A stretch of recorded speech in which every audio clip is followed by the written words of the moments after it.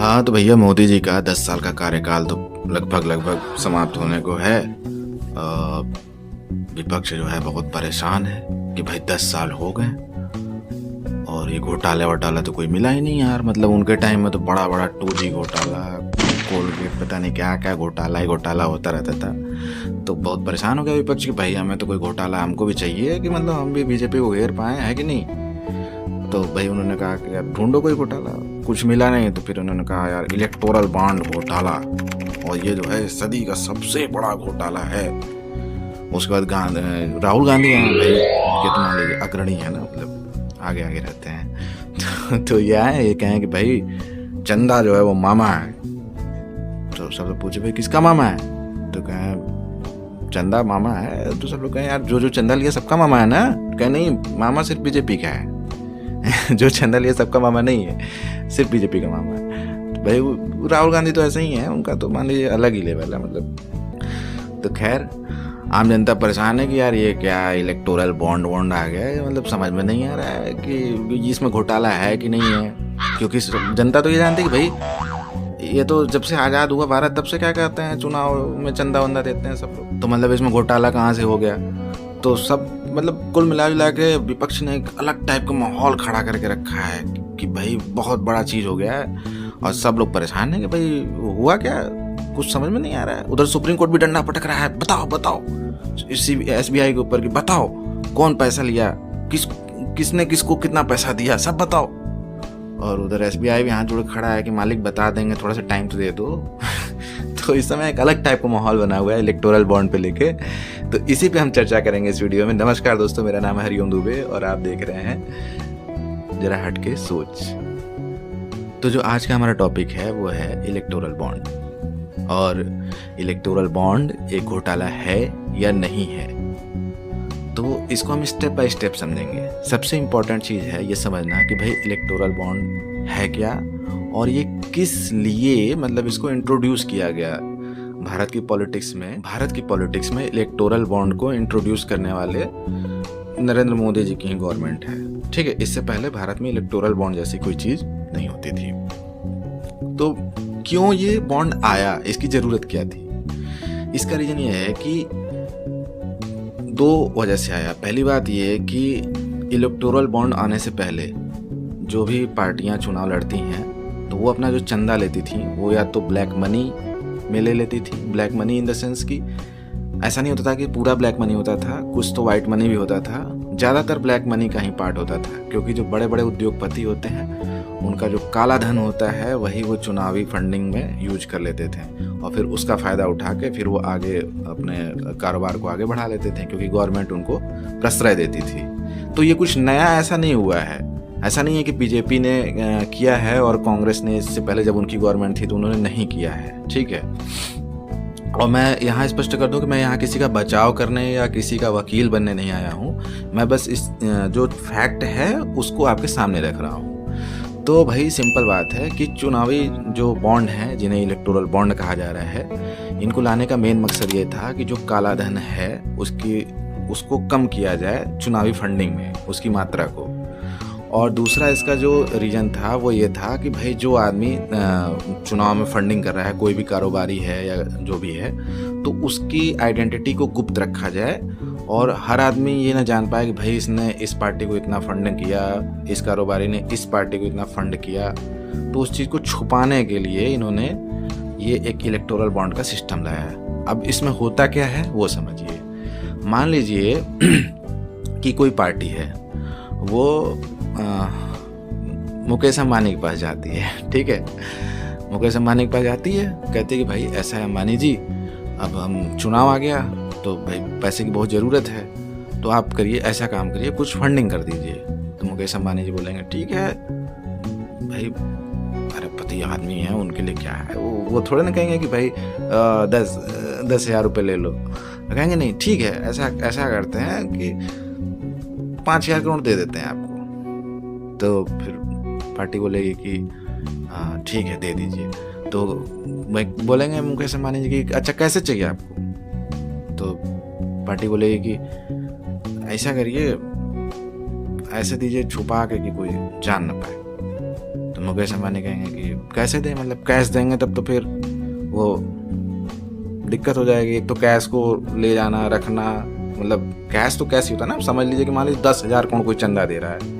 अब 10,000 करोड़ रुपया छोटा मोटा अमाउंट नहीं होता है, 2-4 तो बड़ा बड़ा गोदाम भर जाएगा, इतना पैसा होता है। तो अब ये होगा कि भाई कैश लेने में थोड़ी सी दिक्कत है, फिर उसका प्रोटेक्शन करो, और मतलब झुआ भर का झमेला है।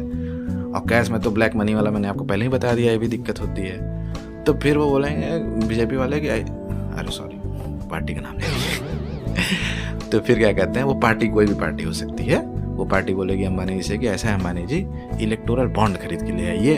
तो अंबानी जी कहेंगे ठीक है, अपने मैनेजर को भेज देंगे, कहेंगे जाओ ऐसा करो SBI में जाओ, 5,000-10,000 करोड़ का कुछ बॉन्ड खरीद के ले आओ। और मान लो 10,000 करोड़ का ले आए तो 5,000 करोड़ का इस पार्टी को दे दो, 5,000 करोड़ का उस पार्टी को दे दो। जो बड़े उद्योगपति होते हैं नॉर्मली वो हर पार्टी को कुछ रेशियो में अपना पैसा चुनाव में फंडिंग कर देते हैं कि किसी की भी सरकार आए तो उनको मतलब कोई घाटा न हो, सबसे मतलब बना के रखते हैं। तब इसमें विपक्षी पार्टी जो है वो गुस्साने लगी, कहीं कि अच्छा एक बात बताओ, मान लो कि अंबानी जी गए, मतलब अपने मैनेजर को भेजे, खुद तो जाएंगे नहीं, मान लो अंबानी जी अपने मैनेजर को भेजे SBI में कि भाई ऐसा करो 10,000 करोड़ रुपए का बॉन्ड ले आओ और कांग्रेस को दे दो। तो कांग्रेस वाले तो चलो जान रहे हैं कि हाँ भाई 10 करोड़ हमें मिला, और बीजेपी वाले कह रहे हैं कि भाई इनकी आइडेंटिटी गुप्त रखी जाएगी। तो गुप्त रखने वाला संस्था कौन है? बैंक। मान लो SBI से खरीदा तो बैंक, तो SBI से अगर कांग्रेस पूछने जाएगी कि भाई कौन किसको कितना चंदा दिया, तो SBI कहेगी ना नहीं बताएंगे। लेकिन अगर बीजेपी जाएगी पूछने तो SBI कैसे मना करेगी, क्योंकि गवर्नमेंट तो बीजेपी की है, तो जिसकी गवर्नमेंट है उसको तो बैंक मना कर नहीं सकती। तो ये तो मतलब गलत बात हो गई यार, कि मतलब हमें जो चंदा दिया वो सरकार जो है वो मतलब सरकार में जो भी पार्टी है वो ये जान जाएगी कि भाई विपक्ष को कितना चंदा मिला, और जो विपक्षी हैं वो ये जान ही नहीं पाएंगे कि सरकार में जो पार्टी है उसको कितना चंदा मिला। तो ये गलत बात है भाई। तो कुल मिला जुला के देखिए, समझिए हो हल्ला इसी बात पे मच रहा है कि भाई मतलब कि ऐसे नहीं होना चाहिए, इसमें गलत हो रहा है। गलत क्यों हो रहा है? क्योंकि पावर बैलेंस है ना। अच्छा, रियलिटी ये है कि जो भी पार्टी की सरकार होती है, जैसे मान लो कि अभी मैं चंदा का आगे फैक्ट डिस्कस करूंगा, सबसे ज्यादा चंदा किसको मिला? बीजेपी को मिला। और दूसरे नंबर पे सबसे ज्यादा चंदा किसको मिल रहा है पता है? तृणमूल कांग्रेस को। ये एक पश्चिम बंगाल में गवर्नमेंट है, उनको भी चाप के चंदा मिल गया है। क्यों? क्योंकि जो गवर्नमेंट में है उसको चंदा ज्यादा मिलता है। अब कैसे ज्यादा मिलता है उसको भी समझिए, उसी में तो सारा हाथगंडा है। अब चंदा कैसे मिलेगा? अब देखिए, जिसकी सरकार है वो जाएगी किसी कारोबारी के पास, तो क्या बोलेगी? कहेगी भैया चंदा दो, तो कंपनी या कारोबारी जो भी हो कहेगा कि भैया हम चंदा नहीं देंगे, या तो कहेगा दे देंगे, तो दे दिया तो कोई बात नहीं। मान लो कहा कि नहीं देंगे, तो कहेगा अच्छा नहीं दोगे, तो फिर कहेगा ऐसा है इनके पीछे ED CBI, जो भी मान लो कोई स्टेट की गवर्नमेंट है तो कहेगी कि स्टेट की जितनी एजेंसी इनके पीछे लगा दो, इनको बर्बाद कर दो, इनका बिजनेस चौपट कर दो। तो जब ऐसा होगा तो वो जो कारोबारी होगा वो डर के हाथ जोड़ ले कहेगा मालिक दे देंगे चंदा, आप हमको हमारा बिजनेस करने दीजिए, ठीक है। अच्छा, कई बार ऐसे चंदा मिलता है कि जो कंपनी होती है वो खुद ही जाके सरकार के पास हाथ जोड़ देती है, प्रभु आपका 110,000 करोड़ का प्रोजेक्ट था, हमको दिलवा देते हैं तो उसमें हम आपको 5,000 करोड़ चंदा दे देते हैं। तो ऐसे में भी सरकार उसको प्रोजेक्ट दिलवा देती है। यहाँ पे तो देखिए बहुत ही मतलब ये गलत बात है, क्योंकि वो जो 10,000 करोड़ का प्रोजेक्ट है वो सरकारी पैसे का है, तो वो हमारे आपके टैक्स दिए हुए पैसे का होता है, और उसमें ऐसे गड़बड़ झाला चीज़ें होती हैं, तो ये तो गलत है। गलत तो वैसे बहुत कुछ है, लेकिन बात बस यहाँ पे है ना कि जो पार्टी कह रही है कि ये गलत है, ये गलत है, वो उससे पहले उससे कहीं ज़्यादा गलत करके बैठी हुई है। और आज भी वो इसलिए गलत कह रही है क्योंकि उसका अमाउंट चंदे में कम है। अगर उसका अमाउंट ज़्यादा होता तब वो नहीं कहती। अच्छा, अब हम नितिन गडकरी जी की बात सुनते हैं कि वो इन चंदों पर क्या बोलते हैं, सुनिए जरा। इस्तेमाल कम हो, भ्रष्टाचार कम हो, चुनाव साफ सुथरे हों। वो दिल्ली तो बहुत दूर है ना। देखिए, एक बात तो सच है कि चुनाव में पैसा तो लगता है, सभी पार्टी को लगता है, और आप अगर इकोनॉमी को अच्छा करेंगे, नंबर 1 पर करेंगे, तो बॉन्ड के रूप में नंबर 1 में अगर पॉलिटिकल पार्टी को फाइनेंस होता है इसी भाव के साथ ये योजना बनी थी, तब अरुण जेटली जी वित्त मंत्री थे, उसमें गलत क्या था?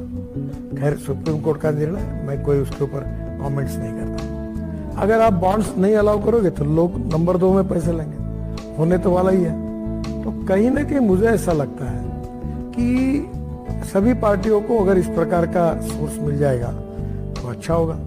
और वर्ल्ड में भी कुछ जगह सरकार फाइनेंस करती है पार्टियों को, कोई ना कोई व्यवस्था सब पार्टियों ने एक्सेप्ट करके देश में होने की आवश्यकता है, ऐसा मुझे लगता है। और जिन्होंने बॉन्ड दिए उनके किसी बदले में नहीं दिए।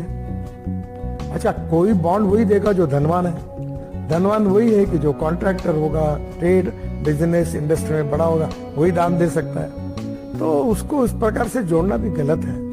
और मुझे लगता है उत्स्फूर्त रूप से लोगों ने बॉन्ड के रूप में मदद की थी और वही हमको मिली। लेकिन जो बात सामने आ रही है सर, वो यह है कि इस बॉन्ड में कोई दूसरा व्यक्ति काले को सफेद करके बॉन्ड से दिलवा सकता है, लेकिन काला पैसा इसके पीछे न हो, इसकी गारंटी कोई नहीं दे सकता।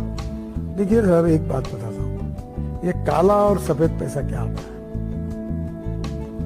मैं आपको एक बात बताता हूँ, जिस पैसे से एम्प्लॉयमेंट क्रिएट होता है, जिस पैसे से ग्रोथ क्रिएट होती है और जिस पैसे से गवर्नमेंट का रेवेन्यू बढ़ता है, उसको हम ब्लैक कैसे कहें? प्रॉब्लम वो है कि जो पैसा लेके कहीं दुनिया में जाके डंप करता है। अब थोड़ा सा हम लोग फैक्ट्स पे नजर डालते हैं कि ये चंदा सबसे ज्यादा किस किस पार्टी को मिला है। अगर टॉप 3 पार्टी ली जाए तो सबसे ज्यादा चंदा किसको मिला है? बीजेपी को मिला है।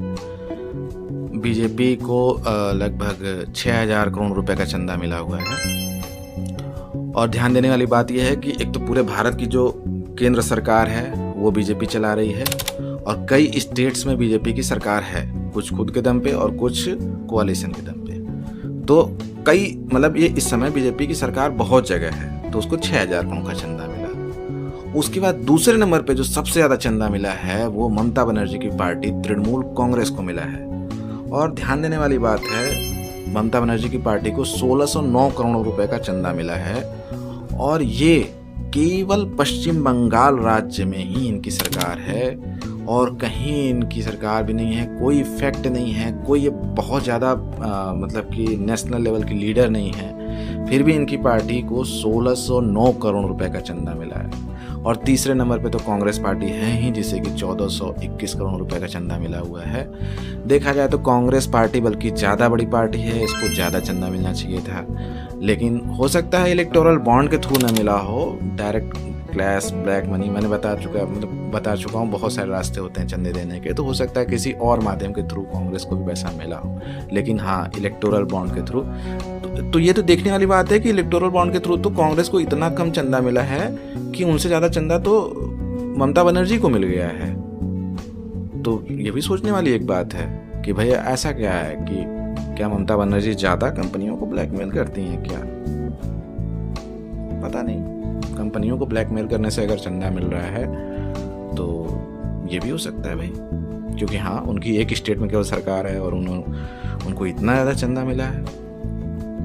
अच्छा, उसके बाद जो चंदा देने वाली कंपनियां हैं उनमें तो भाई क्या ही बोलें, सबसे ज़्यादा 1368 करोड़ का जो चंदा देने वाला आदमी है वो फ्यूचर गेमिंग का मालिक है, जो एक कंपनी है जो कि सट्टा खिलाती है, मतलब जुआ बेसिकली जुआ खिलाती है।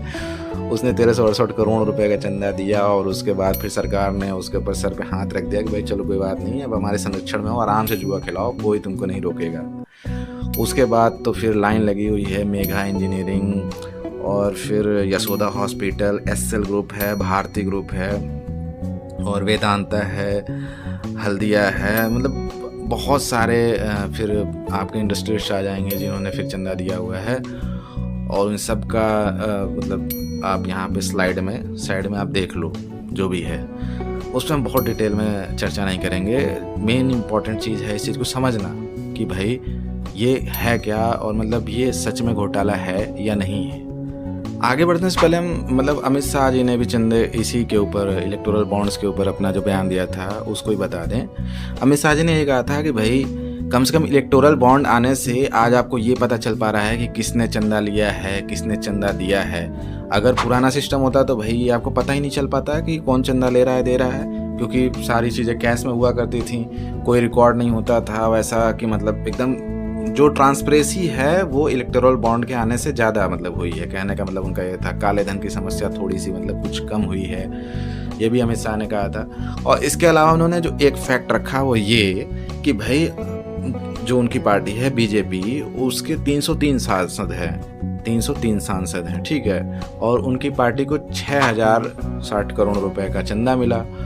और वहीं बाकी जो पार्टियां हैं उन सबका चंदा अगर जोड़ दिया जाए तो 14,000 करोड़ का चंदा बाकी पार्टियों का है। तो उस हिसाब से देखा जाए तो बीजेपी को मतलब एक रेशियो उन्होंने जो कैलकुलेट करके बताया कि भाई आधे से ज़्यादा सीट बीजेपी के पास है, और बहुत मतलब और कम सीटों वाली जो पार्टियां हैं उन सबका जोड़ने पे 14,000 करोड़ आ रहा है, तो बीजेपी का सिर्फ 6,000 करोड़ है। तो देखा जाए तो इतना भी बड़ा कोई अमाउंट बीजेपी को नहीं मिल गया चंदे के रूप में। तो उन्होंने इस चीज़ को अपनी सफाई देते हुए अपने पार्टी की बात कही है। अब सोचने वाली बात यह है कि क्या सच में ये घोटाला है?